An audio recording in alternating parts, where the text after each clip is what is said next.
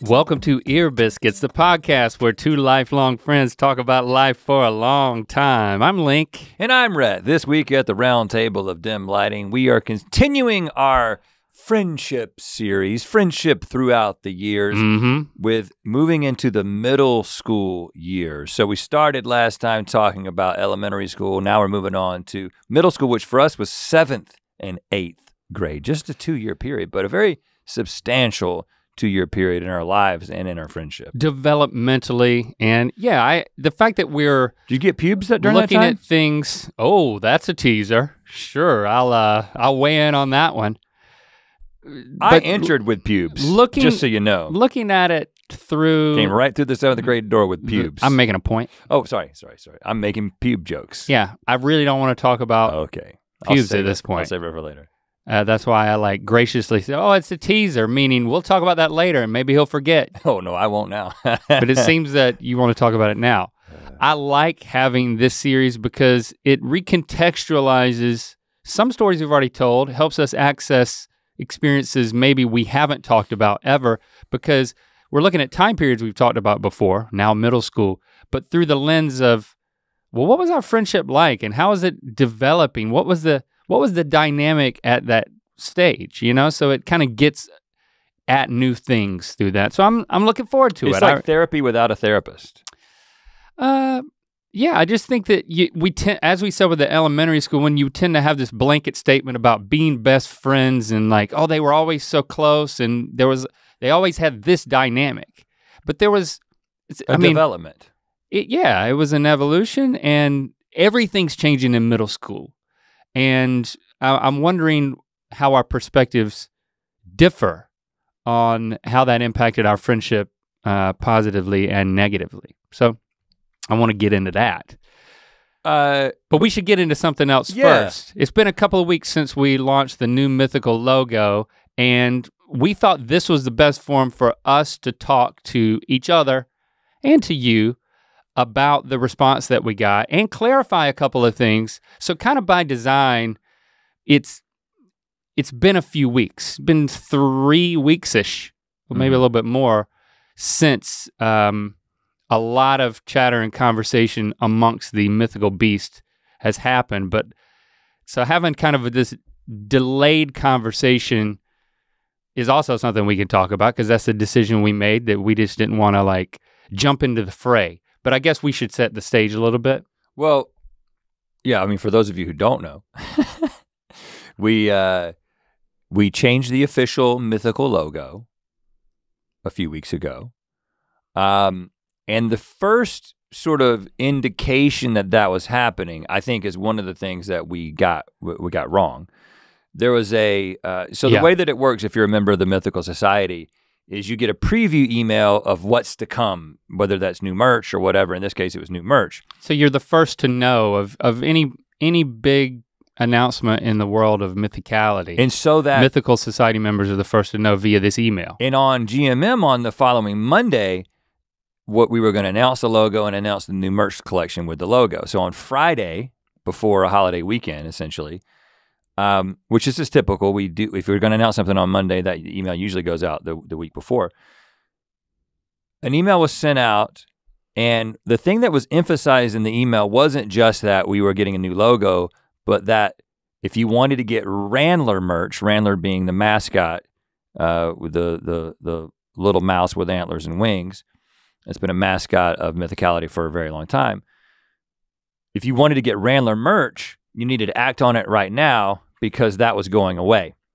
Now, it may have said forever. I don't know. No, it said. I hope not. But the implication was that it was going away forever. It was an unfortunately worded thing. Right. So it seemed it was an email about merch that seemed like it was an announcement about the new logo, which doesn't have the Randler in it, being an announcement that the Randler was going away forever. Yeah. And so in a live stream, in the live stream on the Society, we did clarify this, but very we next do it week, here too. which was on Tuesday of that week, we did clarify the Randler is not going away, because that was one of the things that people were really responding to, and it was just something that we're blaming ourselves. for accidentally seeming to imply that was happening. When what we were trying to say is that line, that iteration of the Randler as it exists as part of the company-wide logo is going away. So get it while you can get it, in the same way that we always say about last chance stuff. And I think there was a bit of a marketing spin to it. Yeah. That, of course, we don't write these emails. We can get into this a little bit later. Yeah, there was a bit of a marketing spin that was like, hey, this is going away. You emphasize the scarcity of it. If you want this particular hoodie with this particular Randler logo on it, we're not making it anymore.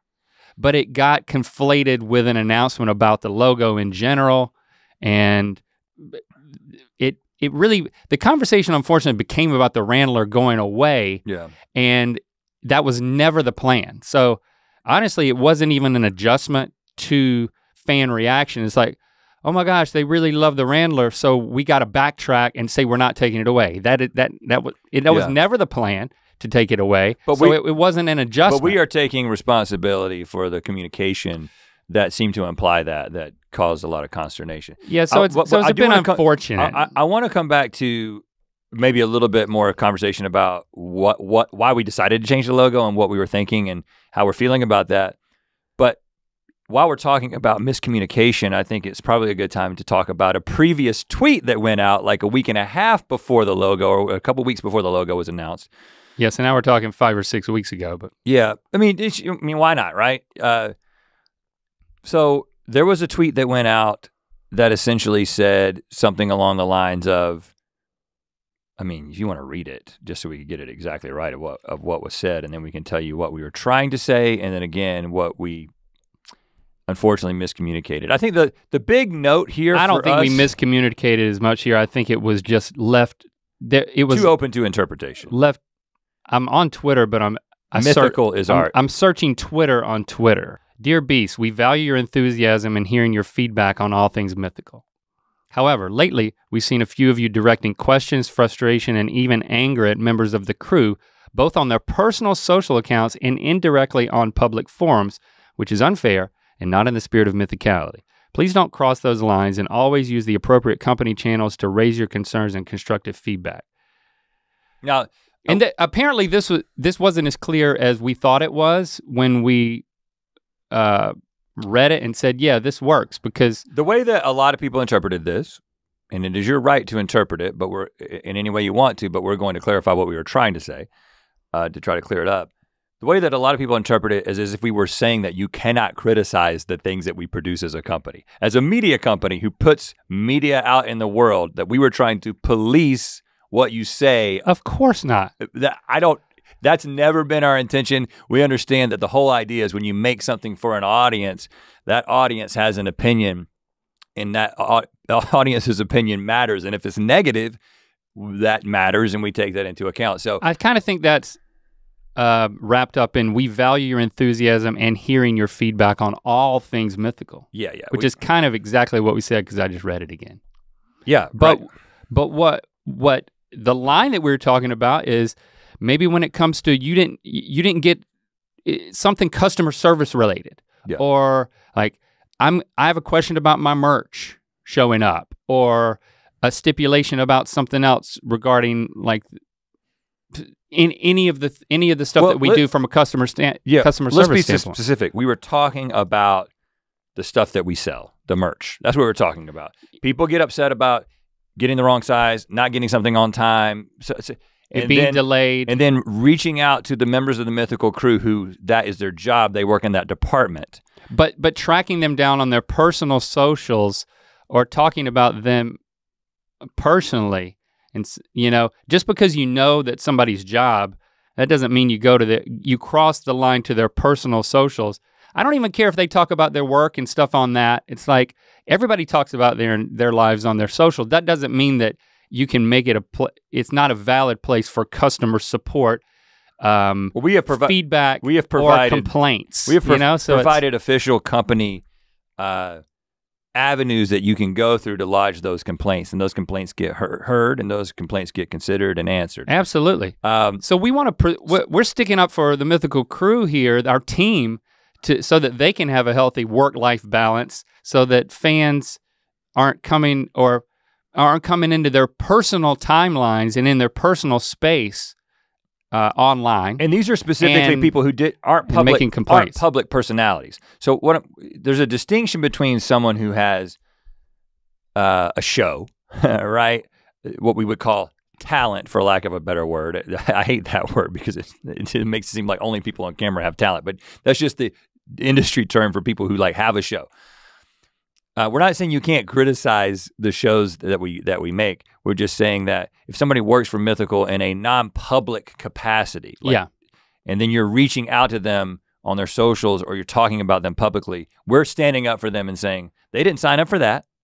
And we don't want them to be harassed, especially because we've provided avenues and channels for you to file your complaints. It's not just harassment, it's even engagement. Even polite engagement on your personal side is crossing a line that we want to help preserve their work-life balance and boundaries, you know? So when it starts to intrude, it's like we want to stand up for our employees.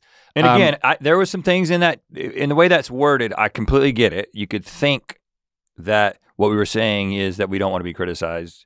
So if you took it that way, we're blaming ourselves for miscommunication. The thing that we're learning— I'm not being too hard on ourselves, but it's it's always hard to know how things. I am. Okay, so I am being hard on ourselves. Yeah. So because this communication is incredibly delicate, right? And also, I think one of the things that's hitting me is it is a really cool thing to have a brand, to have something that people care about enough to have an opinion about, right? That's a privileged position. For people to care enough to have an opinion about the decisions that you make is something that ultimately, that's the positive that I take away from this, is that, well, if you didn't care, you wouldn't say anything. So you do care, and so you are passionately engaging, and we appreciate that.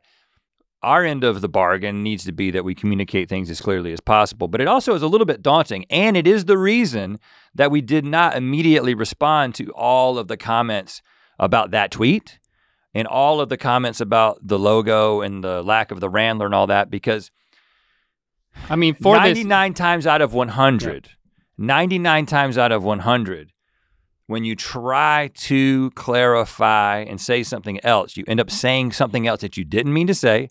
I'm sure, I am 100,000% sure that I'm saying something within this 15-minute span that will be then misinterpreted by someone else. It is the nature of communication.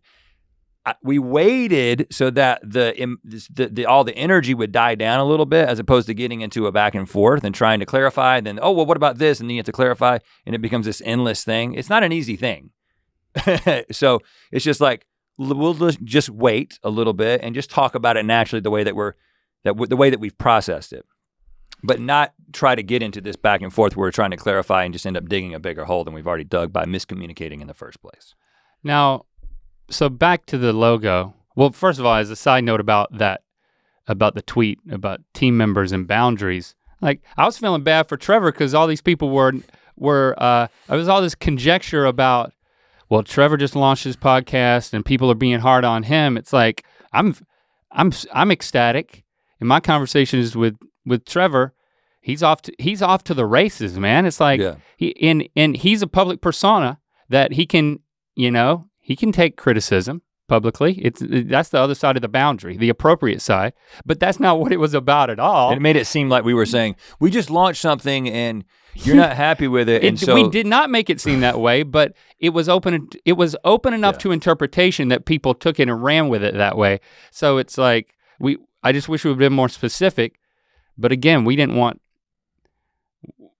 Well, we're being more specific now. And I think like, we haven't really talked about this that much, but my lesson learned is just don't say anything. I honestly, like if my application moving forward is that if I had to go back and do that again, I would try to speak directly with the people who were being singled out on Twitter and help them develop tools to deal with it, rather than making it a public thing, which just stirs up a bunch of stuff and misinterpretation. I don't know, but it's difficult to know what to do. It is, and I think the other way to look at it is, it's it's been confusing. It hasn't been perfect.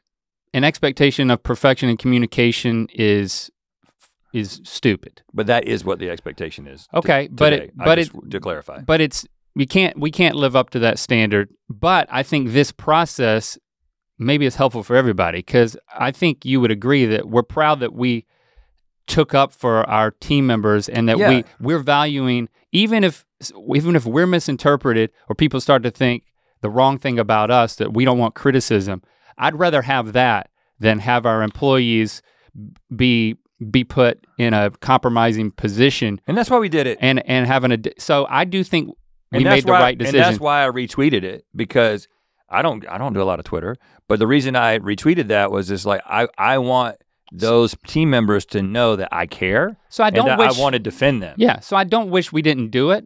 I just think that even but I don't want to make it worse accidentally. What we're talking about right now, I don't think makes it worse. I do think you can clarify and make things better, and I think that's what's happened. Back to the logo.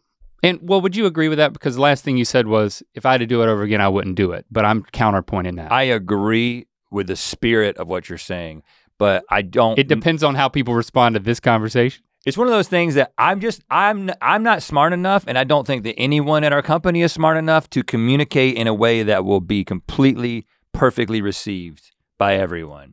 And so my tendency is just to be like, just do the things that you want to do as a company.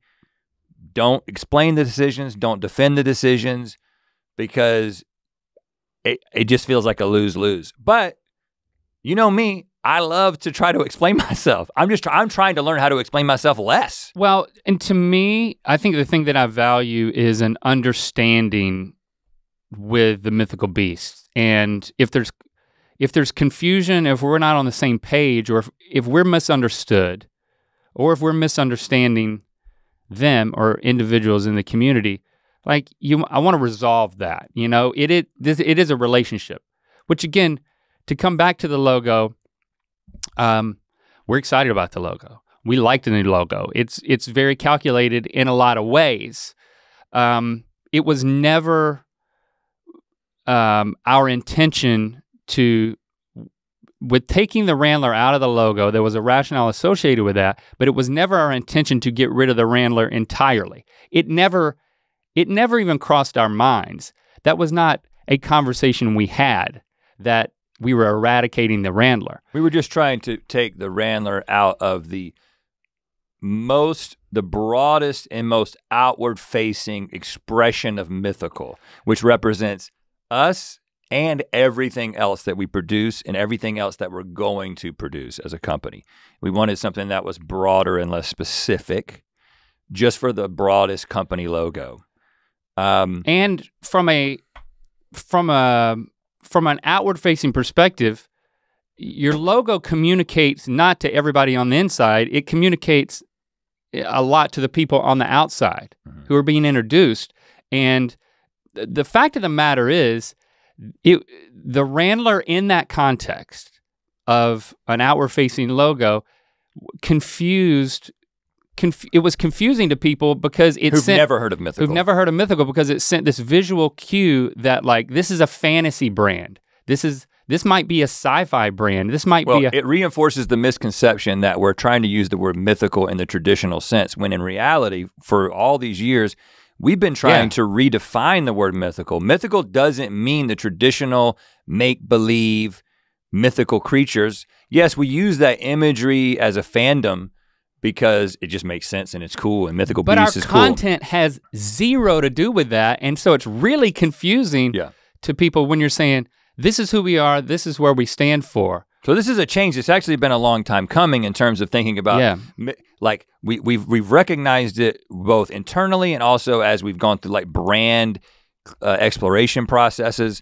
We've learned that a lot of people, when they just see Mythical and they see this little magical creature there, they think, oh, these people must do some sort of fantasy thing. And so we're like, okay, well, that's not what we do. We're a lighthearted brand, but that mascot's important. That mascot I want to get to the mascot thing, but just to sit a second with the squiggly M and this new thing. So we were excited about that because it would provide clarification. Mm-hmm. And I'll go further to clarify. Mythical is a place. that you can come to. It is where curiosity and comedy create laughter and curiosity. Yeah, we can say it that way. It is where laughter and curiosity create meaningful community. Yeah. That's what mythical means to us.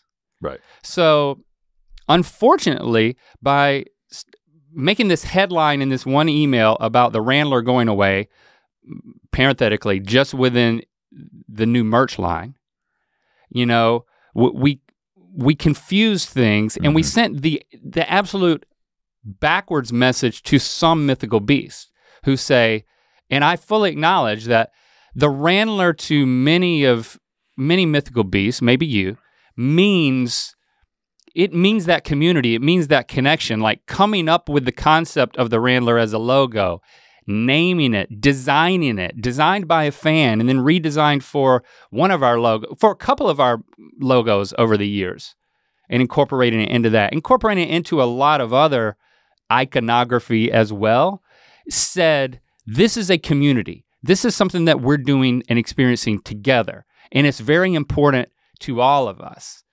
The Randler is one of many representations of that. It's not the only one, but it is one. And you know what?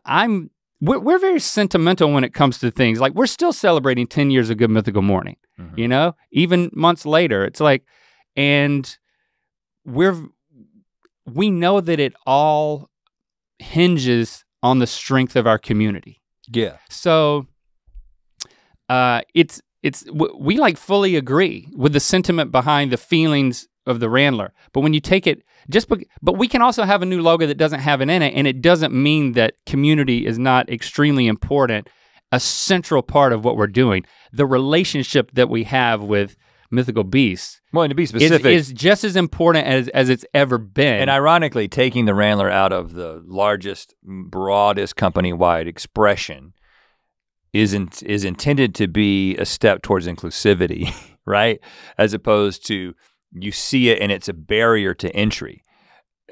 It backfired in the way we communicated that. Now, that does not mean that you have to like the logo. If you don't like the logo, you don't like the logo. Like I totally get that. We can kind of explain what we do like about the logo. We like the fact that the M itself in the Mythical becomes the logo that stands alone, which that's not something we ever had before. We had to use the whole word, or we had to just use the Randler. Now we can use a part of the word that actually stands for Mythical. We like the way it looks. We think it communicates that it's like, this is like sort of a winding road, and like we're kind of just like going at this by the seat of our pants, and that's we're on definitely how we always feel. And we're on this very long winding journey. That whole journey, not the destination thing, is some people our experience. have noticed that there is seemingly a height difference in the M that's relative to me and Link. That's an illusion. It's the same height. But that both bumps. That it's backwards. Yeah. Well, when we first saw this logo, we were like, oh, one of the cool things about this is it's got like our height difference in it, but it's technically backwards from the way that fans experience it. We talked about this. So we tried it the other way. Everybody hated the way that it looked. Including us. But here's the thing, that it flipped a switch in my mind. I was like, the cool thing about keeping it this way is that this is the perspective that you would have on our height difference if you were standing next to us looking in the same direction. Not us over here and you over here looking at us. But if we all get on the same side of the line, we all get aligned on the same perspective, when we all start moving together in the same direction, the Rhett and Link height difference would be the way that it is reflected in the Mythical logo. To me, again, that was another like, aha, this is actually, if you really stop and think about it, even cooler. Now that may sound like I'm just trying to justify something. That's part of it, but also when I saw it that way and I was like, this actually becomes more meaningful to me when I'm like, well, I'm embracing it because I think it looks better, but then when I see that it has this other really cool element, it's just like when you're reading a poem and you're coming to your own interpretation. Sure. That's how I'm seeing it now, and for me, it's cooler. I love that. And it's a symbol of community. Yeah, and we're all together facing the same way. And the Randler's not dead. You don't have to, he's not retired. He's gonna be around, and we're definitely not ruling out that he will come back in a new iteration or on his own shirt or whatever. It's like that was never the intention. So yeah, and if you love the Randler's not going away. Randler ain't going away. He's very special. But yeah, I don't want to keep getting into it, but like you think about Belvedere and like how that mascot is incorporated into Good Mythical Morning intros and how that's changed over the years. And if he went away for an intro, then he might come back for an intro. It doesn't, it's not, let's not be so precious about this that we can't change, especially when we're excited about the evolution of the brand, and we wanted a new logo and we like it. So, but there's so many things that we're continuing to learn about communication and having a growing team. And I'm just being honest. I'm not trying to throw anybody under the bus. I'm actually saying what we have to learn in this, and the responsibility that we have to take is that, when you have a team, we got over 100 people working for us across Mythical and Smosh, and sometimes there's sensitivities might get missed, or you might be looking at something through a certain lens of like, okay, I'm marketing these new line of sweatshirts, and people need to know that the other ones are going away. So you kind of turn up the marketing in the subject line that we don't see or approve, honestly. Yeah. But it's because we can't, because we would literally sleep less than we already do if we were to do we were to do that. We can't do that, and so it was a mistake, and mistakes are made. It's not the end of the world. It's part of it's something that we expect. And as leaders, I think it's something that we have to learn that it's part of the equation, but also say, what are our lessons learned here that we can convey? Hey, this, you may be newer to the team and the team's growing, but this is what the Randler means to mythical beasts. Yeah. So there's a level of sensitivity that we could have communicated. Yeah, so it's a lesson. We could have done a better job. It's a lesson learned for us. We don't blame anybody for misinterpreting it. It was open to misinterpretation. We don't blame anybody. We don't have an issue with you if you have an issue with this decision. We don't have an issue if you are mad that the Randler is not a part of that company logo. We don't have an issue if you don't like the new logo. I will say that we are super excited about all of that, and our team is super excited about it. So this is how we're moving forward. But that doesn't mean that you have to agree, and we wouldn't expect you to agree, and it doesn't make you any less of a mythical beast. Nope. Because you don't agree. I mean, that's one of the things I see some comments where people are like, you're not a mythical beast if you don't agree with them. Well, no, we're not looking for, everybody to fall in line. We want you to be genuinely and generally happy and excited about the things that we're doing, but we know that the only people that we can please all the time is us, and it's not even that easy for us to do that. But that's the only barometer that we have, is our own personal interest and desire, and our team as well, right? So that's how we decide what we're gonna do. And we usually have a really good barometer of how Mythical Beasts are going to respond to something. Well, but it's a bit of a shakeup that like these two things were like misses in terms of our sixth sense of knowing how they're going to respond, and for different reasons. Yeah. But again, it's lessons learned for us, and I'm just super excited about about the future of Musically. Mythical. I just get so confused lately. I don't know. Yeah. I mean, it's very confusing. So thanks for hearing us out, and thanks for being patient and for trusting us over the past 3 weeks. If you didn't hear the little announcement in our live stream on the Society, if it's the first you're hearing of this, thanks for trusting us for the time it's taken for this to come out. I think that's something we want to do. Slow the pacing down here. No need to be as reactive. Yeah. Like, we have an established relationship. It doesn't, just because something shakes things up, I had to resist the urge. I know you did too, to step in at the moment and like, let's make a video right now. Let's clarify. That weekend when we were seeing all the comments, trust me, we were together actually when Link got back from his weekend out of town. He came straight over to the Creative House on President's Day when no one was really supposed to be working. And we started figuring out what we were gonna say in a response video. And then we stopped. because we said, listen, we don't need to get, what we're gonna do if we do this is we're in an emotional place right now and we're gonna end up saying something that we regret. And we're gonna say something else that's gonna be misinterpreted. So let's just clarify this one thing on the live stream, and then let's just talk about it on an ear biscuit. And we're gonna trust the mythical beasts, and then we're going to trust that they're gonna trust us in the meantime. So I think this is more relationship building and a little bit of boundary setting too. So, okay, I feel good about it. Sorry that took all the time that it took, but was that like a business meeting? It was a mini podcast. Okay, right. We're gonna talk about middle school Rhett and Link, but first we want to just I don't know if this. Oh, why don't you read? I want to promote Stevie's new podcast, which we want you to check out. But let's just go full ad read on this thing because I like the description of her podcast.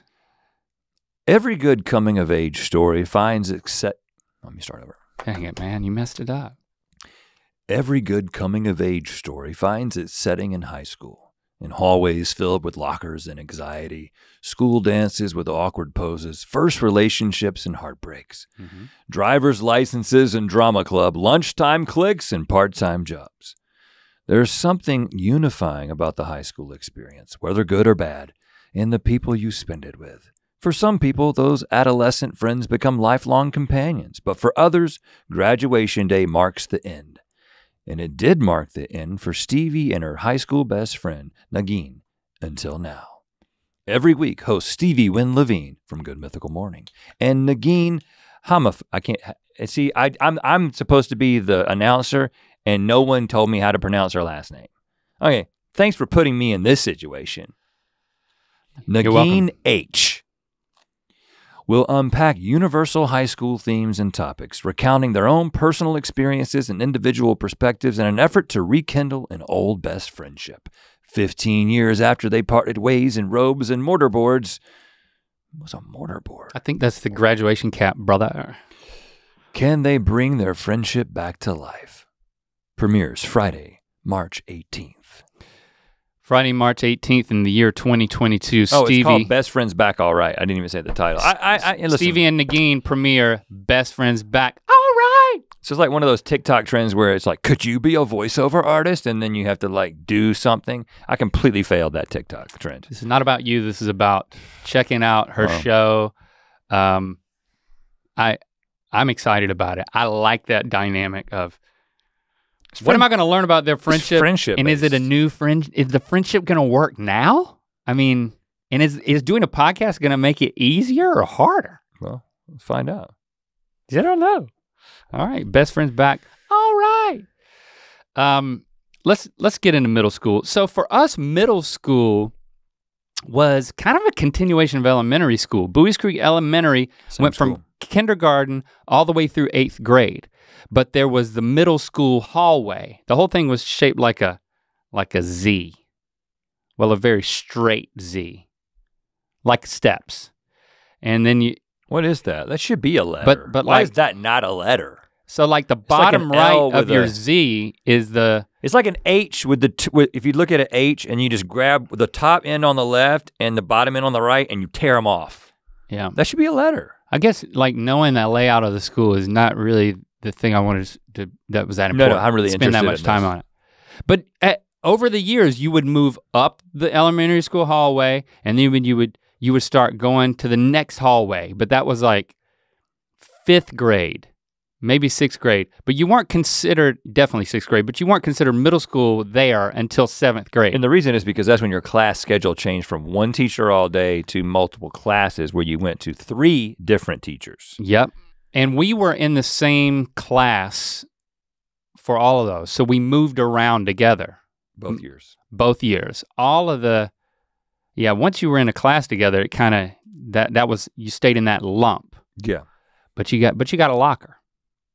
Yeah, you got a locker. Locker for the first time. You could play sports because that was when you could like get on the basketball team or the, before that, we both played on the soccer team. But it was, before that we had done recreation soccer, but this was like school soccer, school baseball, school basketball. And it was kind of cool that like your whole school career, you kind of saw this whole trajectory, and you could see the middle schoolers. You could see those 8th graders coming into the lunchroom and stuff. So it was like, you really had something to aspire to because it was right there in front of you.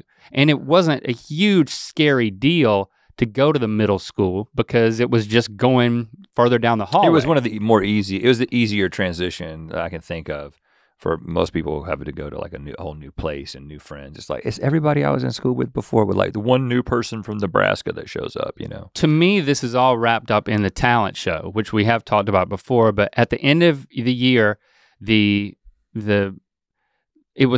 3 teachers were in charge of putting the talent show on, so any student could sign up for what they wanted to do, and then there'd be that assembly during school hours where everybody would come in and sit in the auditorium, and the 7th and 8th graders would perform their talents.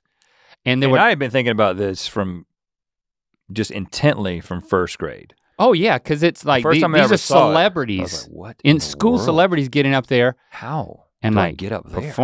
performing a song, and like there would always be this big grand finale, like the biggest act would be at the end. And you'd go in there and you'd look forward to it, and then they would do it again that night for the parents would come in. So you'd have 2 performances. So by the time— I didn't even remember that. Yeah, by the time we were in 7th grade. And we had practiced in 6th grade because the fall festival where we did OPP and made it Get Down with Halloween, that was 6th grade. And we talked our way into that. Yep. There was not supposed to be a performance of any kind at that thing, and we were like, we gotta get ready for this talent show. We gotta know what it's like to be up on this stage at this auditorium and perform for a full house. Yeah, so by the time as 7th graders, we formed our posse and picked out our rap song that we were gonna perform. We did— we had a big posse. We did Digital Underground, same song, which had Tupac in it. Mm-hmm. And then we added on, and then our friend Ben Greenwood, he came out with his drum machine. Not on though. And he didn't turn it on? No, because we played the track. That's right. And we played a second song. Machine. We added a second song onto the end of it. Or maybe that was 8th grade. 7th grade was huge because it was our first year doing it, and they didn't put us last, but they put us close to last. Mm-hmm. And like we really showed up the final act. I don't even remember what the 8th graders did. Everybody forgot them. By the time we were 8th grade, we knew we were gonna do So What's the Scenario by Tribe Called Quest. Yeah. And we had more people in our posse, but it was a big deal. And one of the reasons we chose— But that was like a victory lap. The 7th grade talent show was like the really coming of age. We chose songs that had different parts, different rappers in it, because it was like, you can represent, like these people can each be represented by someone. And so the Scenario had what, like 4, 5 people rapping in it? Maybe 6. Man, those were the good old days. So yeah, that just a picture. Oh gosh. That's who we were at the time. We were just thinking about being on stage and performing and getting attention. But also, I was in a place where my 6th grade year had ended with my first ever girlfriend, a 1-month-long relationship with Leslie. There's a video on YouTube, because she happens to be Link's first girlfriend too, where we called her and reminisced. Yeah, on the vlog channel. Because 7th grade. Yeah, I found out, we were in different 6th grade classes, I found out you were dating her. And then I was like, first of all, this is how I find out. Like, you didn't tell me. Like, that's an indication of like 6th grade being in different classes. You start going with Leslie and I didn't know ahead of time. That's an indicator about like, that was just something that we didn't talk about, you know? Maybe we weren't that close. Maybe it was just something you don't talk about. I was only talking to the people that I felt were necessary to pull it off, which was her best friend, Amber, who then became my girlfriend in 8th grade. Right. But talking to you about it wouldn't have caused it to happen, so there was no reason to consult with you about it. Unless we were like really good friends, Rhett. I didn't talk to anybody other than Tate. I talked to Tate because Tate was also interested in her. Oh, you're trying to box him out. I did box him out. By telling him, dude, I'm going well, for no, Leslie. I think I said something it's like, my turn. May the best man win, but just so you know, I'm also interested. I'm sure you didn't say may the best man win. But my mentality, now first of all, that relationship lasted 1 month. There was no hanky-panky. There was nothing, not even a holding. There was a holding of a hand at one dance. That was it. No kissing. I wanted to, I didn't have the nerve. But I'm bringing the possibility of what it's like to have finally been in a relationship. And I've already made it very clear that from very early on I was girl crazy. But the thing that I had was the girl craziness without any game whatsoever, right? I had no idea how to talk to girls. My go-to move was just staring, you know, and waiting to see if they stare back. Like I was so not good. And it's like, the thing is that I was actually a pretty sociable person, and I wanted to get up in front of the school and I wanted to give a speech in front of class. I wasn't awkward in those settings, but when it came to women, I just didn't know how to proceed at all. I just had this really high level of desire and then no game at all. But that did give you an edge, because I think a lot of kids were still like me. I was very timid and I was like frozen, but you weren't frozen, you took action. Yeah, so but my actions were sort of characterized by timidity in one sense though. Like I don't know what I'm supposed to do. I'm gonna talk to the friend. I did not talk to friends. You didn't do anything. I didn't do anything, right, yeah. So I'll give you credit for that. I mean, I was having a conversation with Amber in history class and she kept talking to me about the boy she liked. That happened to be you. And I kept trying to guess who it was.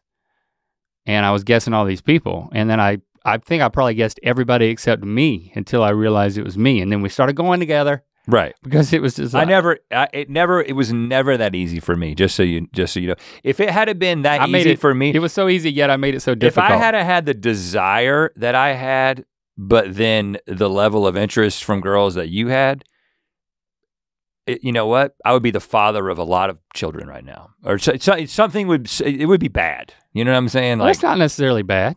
Having a lot of kids, a full quiver. I mean, okay, yeah, you're right. Proverbs just say something like that.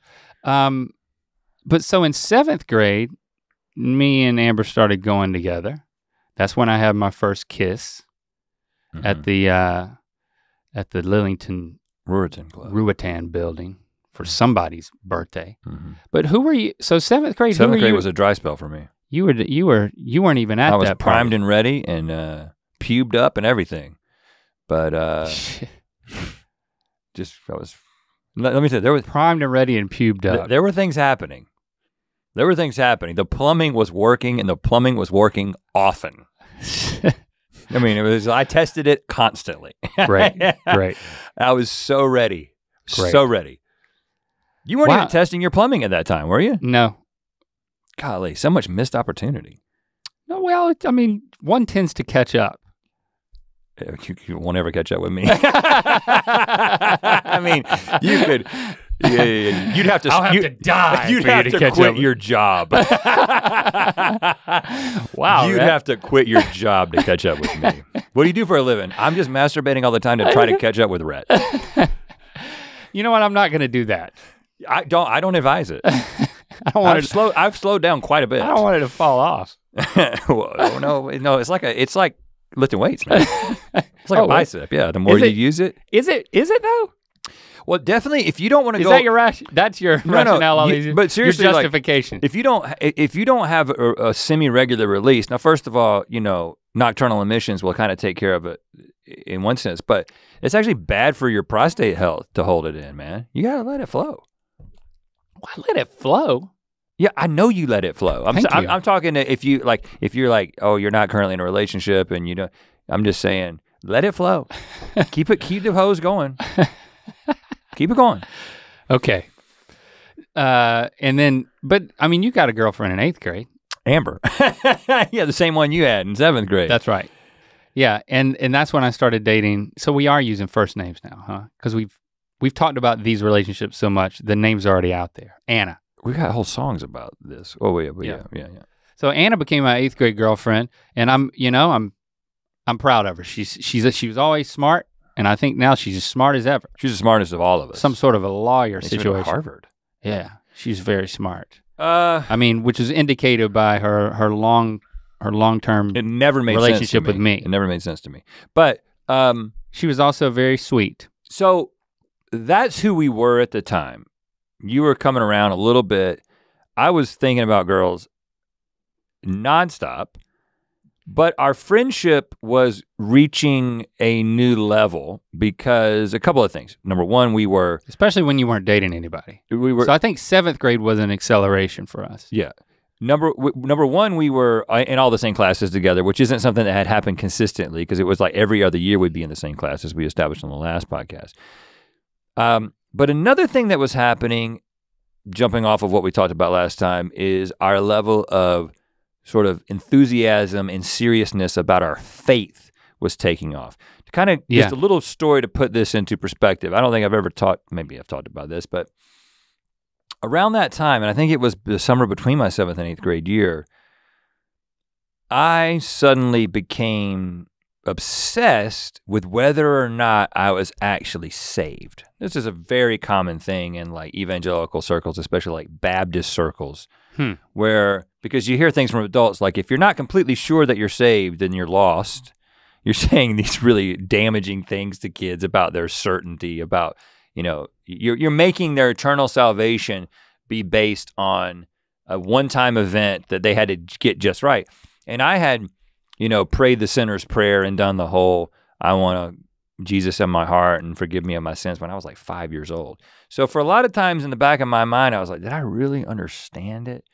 And I remember being at a Christian concert, New Song, who came to the D. Rich Auditorium at Campbell University, where we saw many concerts. Also saw a hypnotist one time. And I also heavy petted my girlfriend in the balcony of this same place, just to put things in context. But not the same night you rededicated. Not the same night. So I was not at this New Song concert. Oh boy, you missed a show. You missed a show. My mom actually was— 5 white guys with goatees singing in harmony. Yeah, and they're still around. New Song is just, they're like Menudo. They just replaced the members. Oh, well, it's got to stay new. And so you went forward for a rededication? No, I didn't. Again, I've always been, I'm more timid than you might think, okay? I'm more timid than you might think. Because you got to check your pride to go forward. Well, the thing is that what happened is they were like, raise your hand and come forward. This is a classic invitation where at the end of a concert, you haven't really done the concert if you don't invite everybody to make a personal decision for Jesus right then and there. Mm-hmm. And I've got this overwhelming feeling that now is the time. I gotta just make sure. I gotta make sure that I'm saved. I couldn't go forward because I was like, I knew so many people there, and I was like, I don't want to confuse them, and what are they going to think about me? Mm-hmm. So on the way home with my parents in the car is when I said, I started crying, and I was like, I don't know if I'm saved, and I really wanted to go forward. Well, this is like 7th grade? Yeah. Damn, you're like crying in the car? Yeah. Because maybe we talked about it, but I don't think we talked about it. You might have said, I rededicated my life. Before that night, I remember that summer, because I think that concert it was either the beginning of 7th or beginning of 8th grade. I can't remember the exact. I just remember that summer. I couldn't go, and this is where I have sympathy with people who have obsessive compulsive disorder and get obsessed about one particular thing that they think they got wrong or they need. Mm-hmm.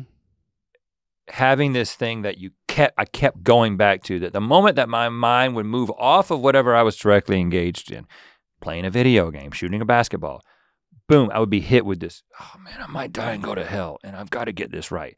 Wow. And it was overwhelming. It was really, again, I know I don't have obsessive compulsive disorder, but it was this one time where I was like, now that I've grown up and I understand, I know people who, like my wife, who have it, I'm like, oh man, but for you, there was a build up to it. And did that New Song night give you the relief you desired? Yeah, I never thought about it again. Seal the deal. Because then I was like, I don't know when I got saved, if it was 5 or 14. And then as I got older, I began to understand more about grace, and understand that like, it's, you think God was sitting, and if I was that worried about it, that was probably, I was probably saved. Now, of course, I don't believe any of that framework anymore. But at the time, I very much believed it. And it was the most important thing. Well, it does go to show you, I mean, yeah, in our involvement at church and in the youth group and in the choir, like they were like Sunday morning for Sunday school and church, Wednesday night was youth night, Thursday night was like the choir night. It's like we were still involved in all these things, and like Tim was our youth pastor, and he was bubbling over with joy for all this. He was like a super sweet, nice, sincere guy. And he was enthusiastically in love with Jesus. And enthusiastically, all systems go on evangelism. Mm-hmm. And between him and Benny Enzor, who was involved, he was our choir director back then. Middle school. Right. And we were like, this is after the Bible tells me so stuff, which update on that. We have the church play digitized. And we're gonna find the right time for us to do like a participant commentary. We didn't direct it on the Mythical Society, because I think with rights, that's the best, maybe the only place we can do it.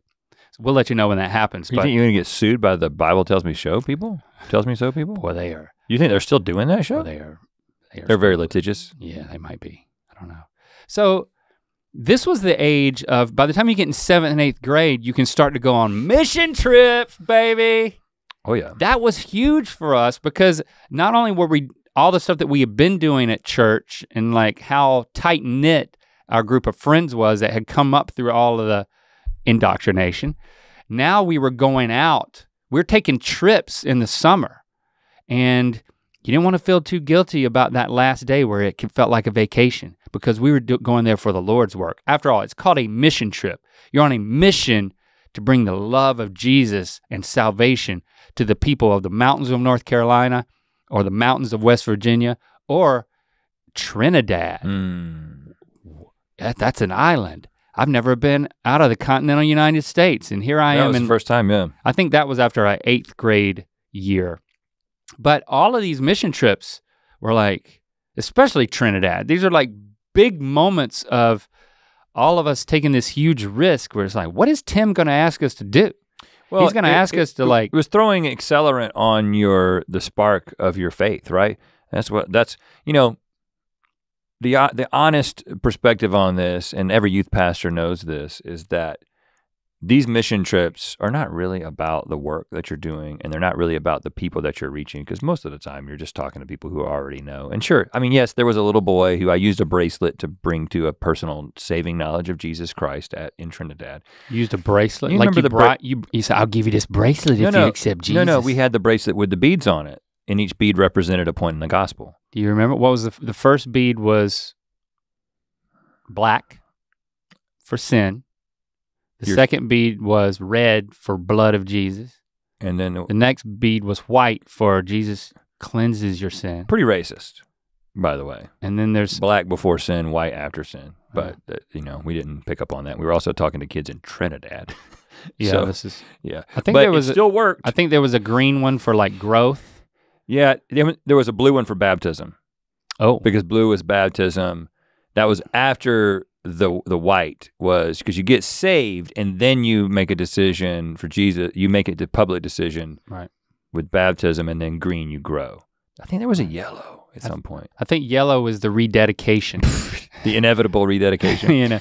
Anyway, but the point I'm making is that it's really about the way it solidifies and accelerates your own faith. Like, it's those milestones that if you want your youth group to like suddenly be on fire, you go somewhere together and you basically have a trauma bond experience together, and then you're all in, right? Yeah, you're going on this trip to like this Christian camps do the same thing.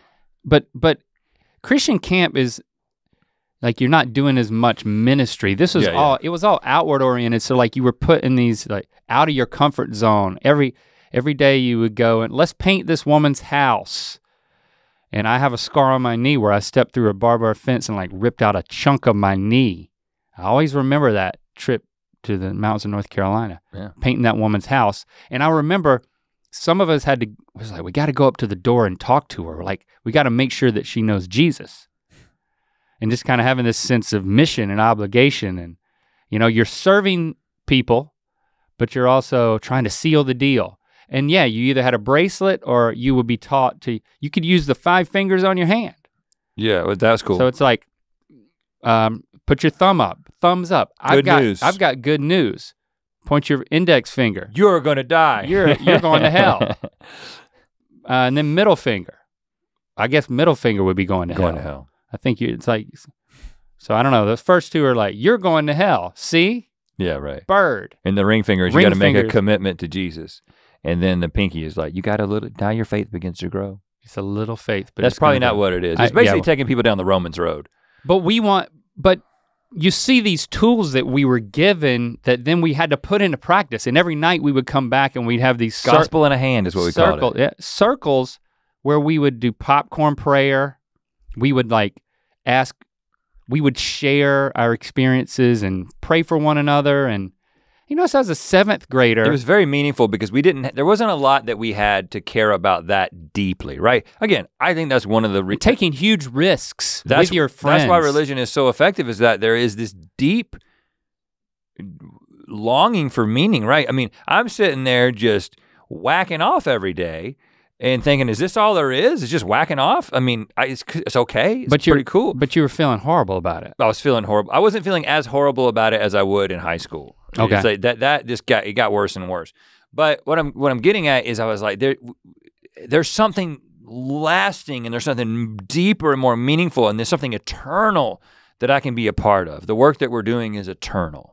And you and I, there was a group of friends, but there were more girls than guys in our youth group. Holly was a part of all these trips. Well, you're making a point that there were older girls. There were high school girls, but and a few guys on these trips too. But that was the other thing, is just you're sitting there praying for and hearing this high school girl pray, and maybe she'll pray for me, or maybe I can pray for her. It was intimate. It was it was awesome. But you and I were the most committed of our friend group, especially, and we were the only guys who were as committed as we were. So it's it very much resonated with us and became even more of a center point of our friendship. Right, to bring it back to us the way that we were connecting with each other, because, and I think this is when a certain dynamic, from my perspective, this is a dynamic that was developing, and I want to hear what you think about this. Okay. So, my parents were together, still are together, and my dad, the way I saw my dad was that he had the knowledge about everything, right? You want to know what to think about politics, you want to know what to think about religion, he's got it figured out.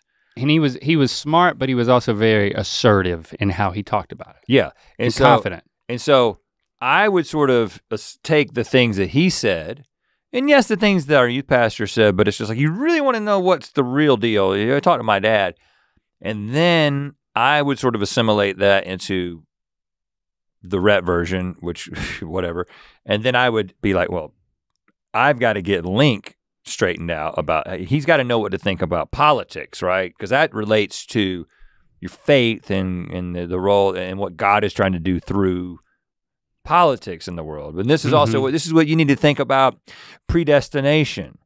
This is what you need to think about baptism. I've got this information. Now, I've got to give it to you because, well, you don't have a dad at home who's telling you these things, right? And again, right. Now, this was not a calculated thing, and I never thought about it that way, but that dynamic existed. I was getting this information, and I had a willing recipient of that information in you. Oh yeah, I mean, we did talk about beliefs a lot, and yes, the whatever the dinner table conversation was at your house about politics or religion, we would talk about the next day, and I'll be like, okay, yeah. It's just, I was just looking for youth pastor and I guess your dad through you to just tell me what to believe. Give me the right answers. I'll ace this test. This feels good. And it was that was my predisposition. And neither one of us kind of lock in. Neither one of us had a contrarian or questioning aspect to our personality. Now, I kind of developed that over time, obviously, by deconstructing, and there's a little bit of that in me that came out.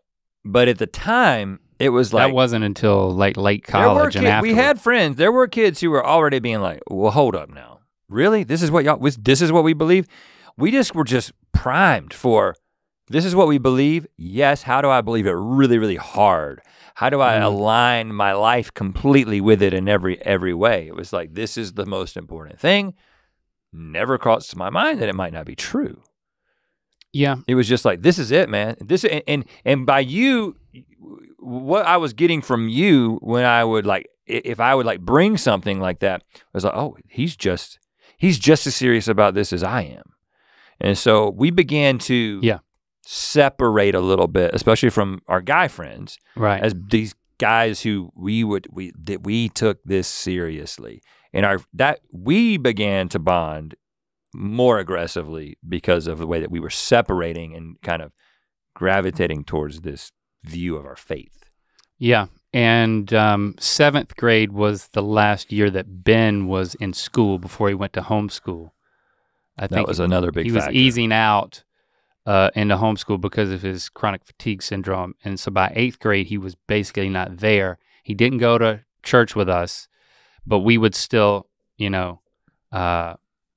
still participated in the talent show with us. We still go to his house and like do dance routines and learn like rap songs and stuff. So, I mean, y'all were still very tight. But the amount of time. It was this point where we became more of a threesome. Well, I would say friendship. I think we were more of a threesome earlier. And then I think this is when, with Ben's chronic fatigue, there were days when I would call over there and Miss Greenwood would answer the phone and she'd be like, Ben can't do anything right now. Yeah. And as a 7th grader, especially me, I just was not, I've never been, I still have problems like right. Talking to people.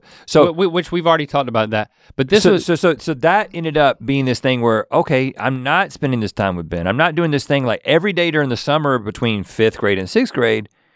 I was gonna be at Ben's house doing something and you would be there a lot, right? But like the default was we're going to Keith Hills to do something. And that was changing. Now it became, this is when like in the book of Mythicality, we're talking about you and I riding our bikes and meeting at the midpoint at the middle of town. Yeah. And I had enough confidence as a 7th grader to start riding my bike everywhere and spending the night at your house more often. And that's when like we would start doing the flashlight wars and we would go to the Keith Hills gate.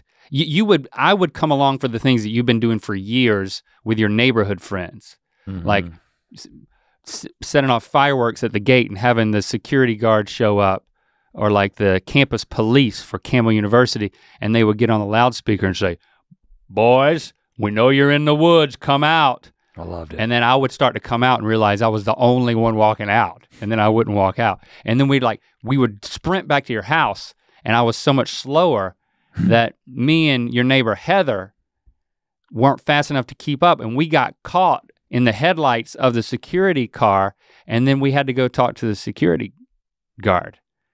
But he gave us a really strong lecture and let us go because you ditched us. Yeah, man. Every man for himself. So yeah, I was kind of getting in the mix there and like having more sleepovers and starting to gain confidence. And none of that was registering with me, by the way. And things didn't register. I don't think things registered. Things registered with me in terms of like, because I remember basketball was another thing where like, we were definitely best friends by this point. And and church was the engine, and then school was just icing on the cake. But like, you were on the basketball team as a 7th grader and 8th grader, of course. But like, I find it wild that we did play soccer together. That's something that I tend to forget. I want to come back to the basketball, but like, you were the goalie, right? Yeah, I did not like it. Because you were you're so tall. Big. I was like, man, I should be over there scoring goals, man. And I played, I liked soccer. I was pretty good at it, at defense. I couldn't run a lot. I didn't have a lot of stamina, hence the security guard thing. But I could play some good defense. Yeah, because sports were becoming a really big part of my life. Of course, I was going to play everything that we were allowed to play, which those were the 3 sports: soccer, baseball, and basketball. And I was just hanging on by the soccer thread. And again, I didn't know that because we didn't talk about these things. Now, as a kid, a parent of teenage boys, I get the fact that you're just not. There's a whole part of your brain that you're not really using, and you really look back on these things reflectively. But I'm thinking of things like he's playing basketball, like, and he practices basketball so much, like this really infringes on us being able to hang out. I believe, I'm pretty positive that the reason why I started keeping score for the girls basketball team was because it gave me something to do that, like, I was attached. I traveled with the basketball team, with the boys and girls. And then so I could. You got to go on the bus. I got to go on the bus, and I could keep score for the girls and then just watch the boys game. Because I thought it was cooler to be able to watch the boys game. Versus keep up with it. Yeah. Pandora, though, she was tough to keep up with. She was tough to keep up with, she was as I recall. Stat machine. Yeah, just a layup tyrant. But that was part of my equation. You know, it's like, I wanna be in the mix. I wanna, you know, what's my middle school identity? I'm okay with being the scorekeeper if I can be on the bus, if I can be in the mix. And you were processing things on that level? I remember that, yeah. Yeah, to me. But I also knew that I would never talk about it, because it's like, talking about your feelings and being needy is just a real sign of weakness. Like, what am I supposed to say? It's like, well, do you think I can be a scorekeeper? But so that we can spend time together? But just to clarify, our kids talk about that stuff.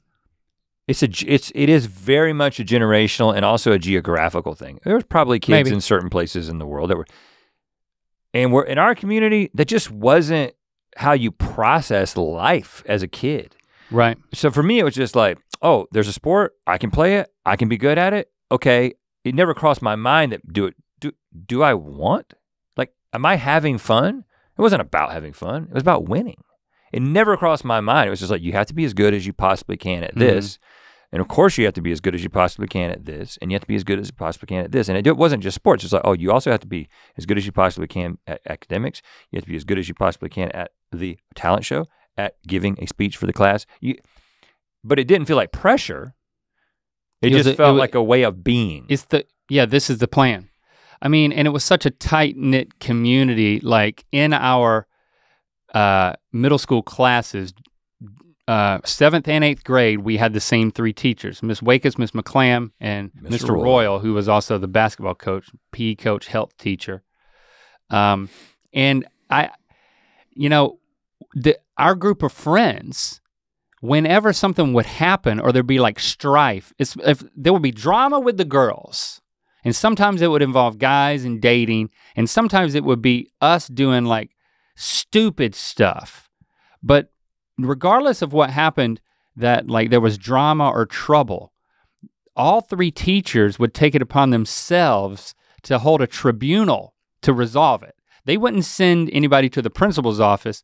They were sparing him because he had the rest of the school, and I think that they like to be more heavy-handed than he was. Mm-hmm. You remember, if you were you'd be in one class and all of a sudden, like, a knock on the door and another teacher would like call the teacher out, and then we'd be like, we'll be back in a minute, student.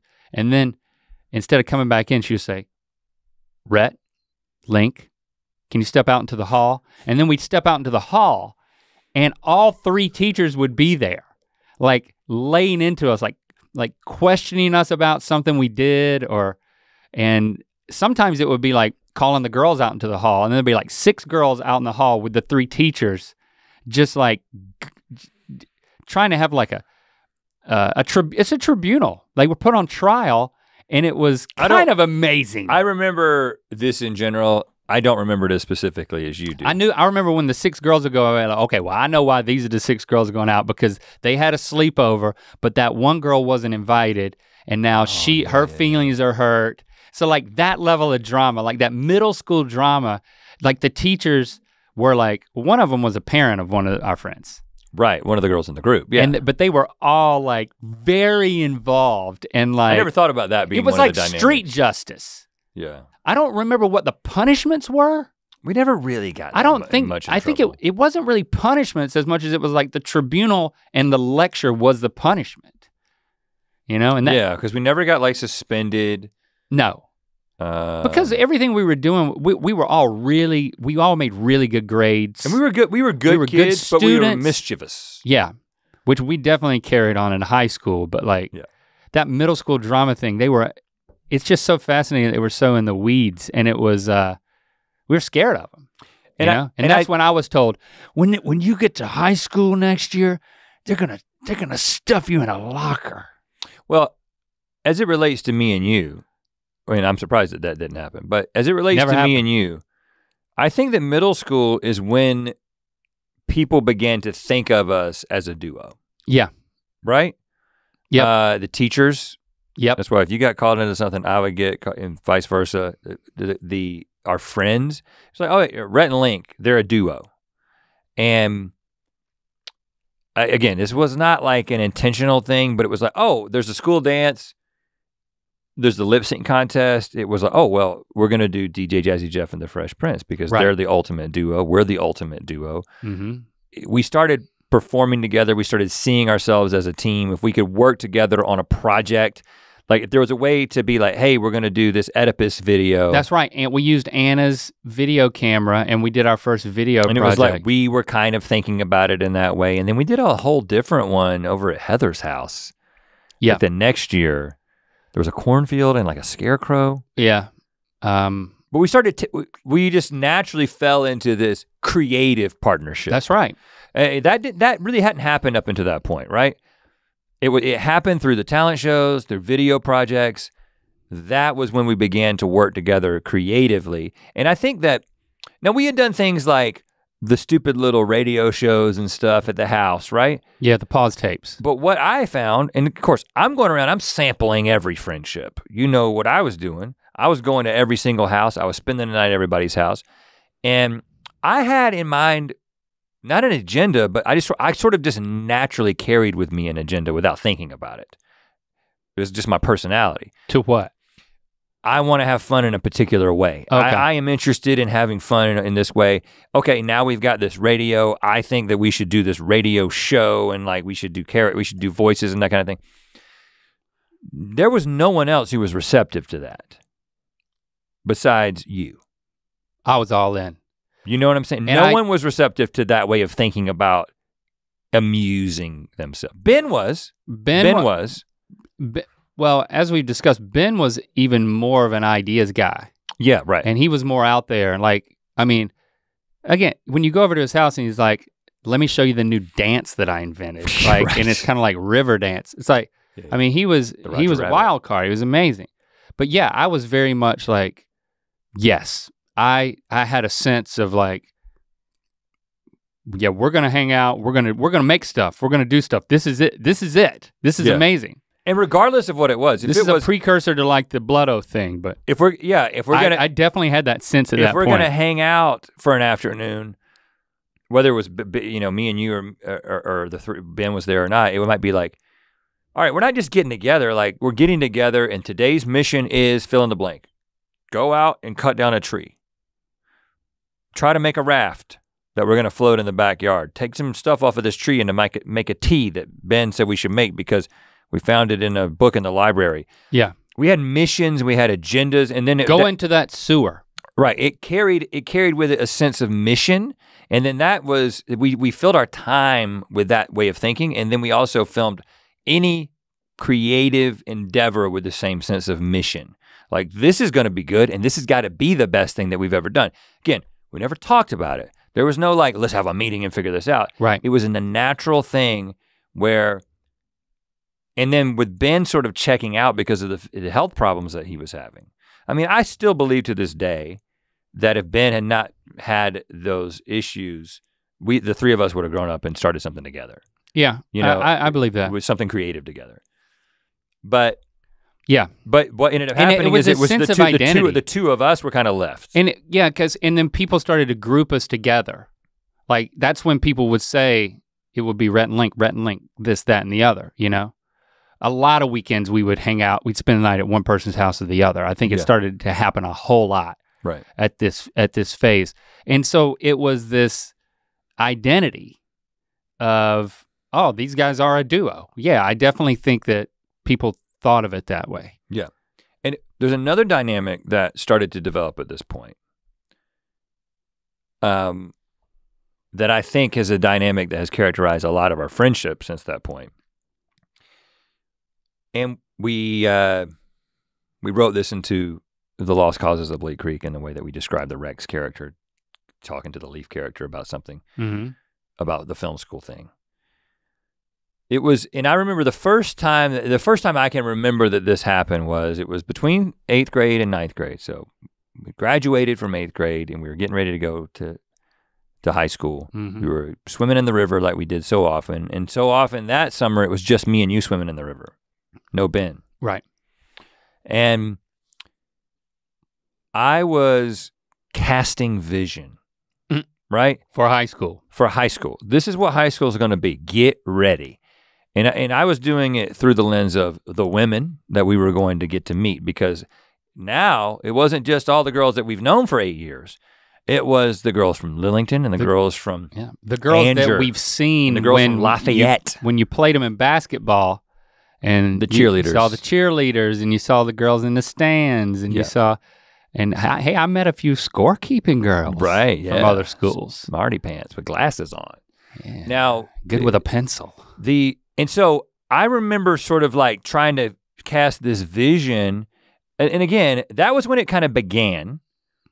And then I feel like I kind of carried this role forward, right? Oh yeah, I remember the specifics. Here's the vision, and this is the way you should be thinking about it. This is how you should be getting excited about it. And again, so you were this incredibly receptive person that responded in a way that no one else would respond to me. Yeah, yeah. No one else would listen to me in the same way. Yeah, and I was like, I didn't just soak it up. I did give it back. It was just like, okay, you were on board. There was like you were like, that cheerleader from Andrew, Melissa. It's like, oh man, she's here at the top of the pyramid. And then I remember we were talking about her. I remember 2 other girls we were talking about specifically. They were both in relationships. That didn't matter. It didn't matter. I said those would not last over the summer. Right. I was right. One of Melissa stayed in a relationship. That did not pan out for me. Well, because your vision, I think my vision too was that I was gonna date her. We had 2 girls that we were gonna date together. Yeah. Mine didn't work out just because she wasn't receptive to me, because I couldn't convince everyone of everything at all times. Right. Once they saw my face, they'd be like, okay, well, all right, you better be something. There better be some other things going on. Stephanie's a smart girl. Yeah, right. So we've already said these names, so I just might as well go on record. But yeah, I do think that's when it really started to come together. Like you talk about the accelerant of a mission trip, and like we just took that mentality into our friendship. Like we totally got each other, and we were going in the same direction. We wanted the same things. A lot of it being attention, and I was scared as hell of girls, but every day I was getting more ready to overcome that. It would take until 10th grade to do so, but we can talk about that next time. Because I think this is a good place to stop. Like the next time we pick up this series, of course, we'll be in high school, and that's an interesting phase because our friend group grew a lot. Mm-hmm. And then the things that we were devoting our time to, like you no longer played soccer, and I didn't have anything to do with keeping score for basketball. Like there was more, I'll say threats to our closeness in a lot of ways. But then there were some key things that counteracted that. So, we can walk through all that and see what we can remember. Next time we pick this up in like, I don't know, in like a month and a half, we'll keep going at like that cadence. But okay. Yeah. Yeah, so middle school was big for us, man. So I think that the thing that I had not, the thing I want to remember is a thing that I had forgotten until talking about it, which I think that middle school is the beginning of the duo. Yeah. That was the beginning of us being seen as a duo. Right. That other people would have perceived us in that way. Okay. And specifically creative, not just a friend duo, but a creative duo. That middle school is formative. Yeah. All right, what's your rec? My rec is a rec that you recommended to me that I finally watched over the weekend. Oh. Chillin' Island. HBO Max they got some good stuff. So when I see something, I'm like on HBO Max, I might give that a shot, especially if it's featuring Lil Yachty or Young Thug. And I started with, because you told me to, I started with a Lil Yachty episode, which is what I'm gonna recommend to you. I don't even know what the first episode is, and I don't know, and I didn't go back and watch it yet. Did you watch the Lil Tecca episode? I watched Lil Yachty, then Lil Tecca, and I was like, I felt bad for Lil Tecca. Yes. But Lil Yachty is, listen, I don't know anything about Lil Yachty. I do. Other than what I've seen That's in this enough. one episode. Oh, yeah. And it's like, what an incredible dude. I love him. Like I met him at the that video game Gamer awards. Awards show, but like we got to have him on the show. Yeah, for sure. I mean, talk about a dude who just embraces his weird. Yeah. He's great. I mean, He's great. he's living on his own plane. But the show is so interesting, right? They're just not trying to do they're trying to do something that is innovative. And there's 3 hosts. And it's like a mixed media thing, because there's a narrative that is unfolding that usually has a make-believe element to it, right? Like the Lil Yachty episode is sort of centered around the Yeti, the Sasquatch.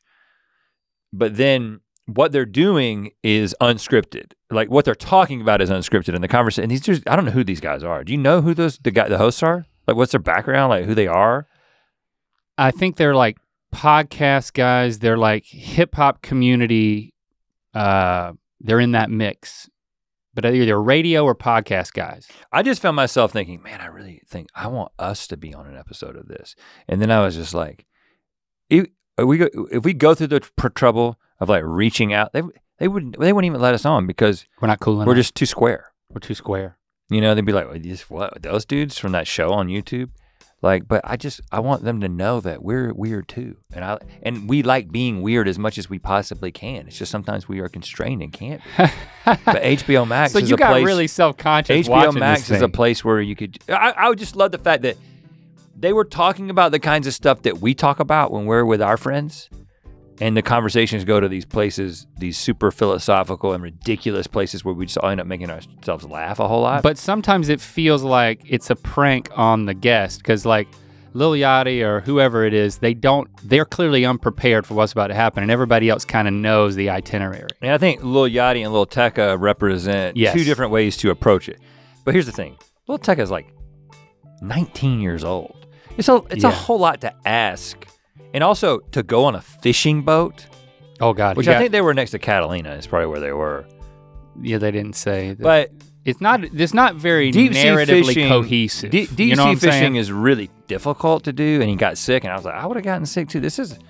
But like the Lil Yachty, just because he's older and he's a little bit more comfortable in his own skin. Yeah. And that's why I wanted you to watch those 2 back to back, because once you appreciate Lil Yachty, then you really understand how much out on a limb they're going with what they did to Lil Tecca. Oh, and then the guy from Vampire Weekend shows up. Yeah. And I just didn't pay attention for a moment. And then I was like, who is this guy? Yeah, and Ezra Koenig. And then once he started trying to explain his one song, I was like, oh, that's the dude from Vampire Weekend? Yes. He showed up. It's pretty funny. It's the kind of thing that we would envision. This is what, I watched it, I did one of those things where I watch it and I was self-conscious about 2 things. 1, how I wanted to be on the show, and 2, how I want to make a show like that. But then depending on who you're trying to make a show for, they will tell you that like, this is too weird for us, right? I love what HBO is doing, because they're just willing to just make something that, first of all, this isn't going to appeal to many of you who go and watch this show. You'd be like, why did he recommend this? But some of you will be like, this is my jam. And so this is for those who will make that decision and feel that way. Yeah. All right, hashtag Ear Biscuits. Let us know, I don't know, what stood out to you from our middle school tales. And I know we're gonna be talking about the first part of this as well, so we'll get into that too on some hashtag Ear Biscuits.